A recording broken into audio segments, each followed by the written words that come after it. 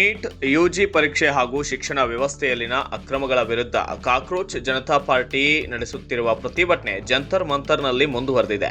ಪಕ್ಷದ ಸಂಸ್ಥಾಪಕ ಅಭಿಜಿತ್ ದೀಪ್ಕೆ ನೇತೃತ್ವದಲ್ಲಿ ವಿದ್ಯಾರ್ಥಿಗಳು, ಯುವಕರು ಹಾಗೂ ವಿವಿಧ ರಾಜ್ಯಗಳಿಂದ ಬಂದ ಬೆಂಬಲಿಗರು ಪ್ರತಿಭಟನೆಯಲ್ಲಿ ಭಾಗಿಯಾಗಿದ್ದಾರೆ.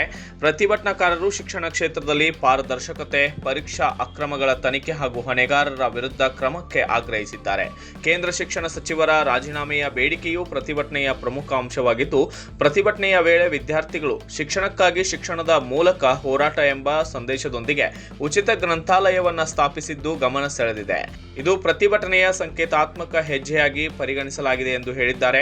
ಇದೇ ವೇಳೆ ಪ್ರತಿಭಟನಾ ಸ್ಥಳದಲ್ಲಿ ಗುರುತಿನ ಪರಿಶೀಲನೆ ಮತ್ತು ಕೆಲವು ಆಡಳಿತಾತ್ಮಕ ಕ್ರಮಗಳ ಕುರಿತು ಅಭಿಜಿತ್ ದೀಪ್ಕೆ ಪ್ರಶ್ನೆ ಎತ್ತಿದ್ದು, ಶಾಂತಿಯುತ ಪ್ರತಿಭಟನೆ ನಡೆಸುವ ಹಕ್ಕು ಎಲ್ಲರಿಗೂ ಇರಬೇಕು ಎಂದು ಹೇಳಿದ್ದಾರೆ. ಸಿಜೆಪಿ ಚಳುವಳಿ ಸಾಮಾಜಿಕ ಜಾಲತಾಣಗಳಲ್ಲಿ ವ್ಯಾಪಕ ಚರ್ಚೆಗೆ ಕಾರಣವಾಗಿದ್ದು, ಶಿಕ್ಷಣ, ಉದ್ಯೋಗ ಮತ್ತು ಯುವಕರ ಭವಿಷ್ಯದ ಕುರಿತು ರಾಷ್ಟ್ರವ್ಯಾಪಿ ಚರ್ಚೆಗೆ ವೇದಿಕೆ ಒದಗಿಸಿದಂತಾಗಿದೆ. ಇನ್ನು ಮುಂದಿನ ಕ್ರಮಗಳ ಬಗ್ಗೆ ಸರ್ಕಾರ ಮತ್ತು ಸಂಬಂಧಿತ ಅಧಿಕಾರಿಗಳ ನಿರ್ಧಾರ ನಿರೀಕ್ಷಿಸಲಾಗಿದೆ. Bureau report, Kannada Janashree news, ನವದೆಹಲಿ.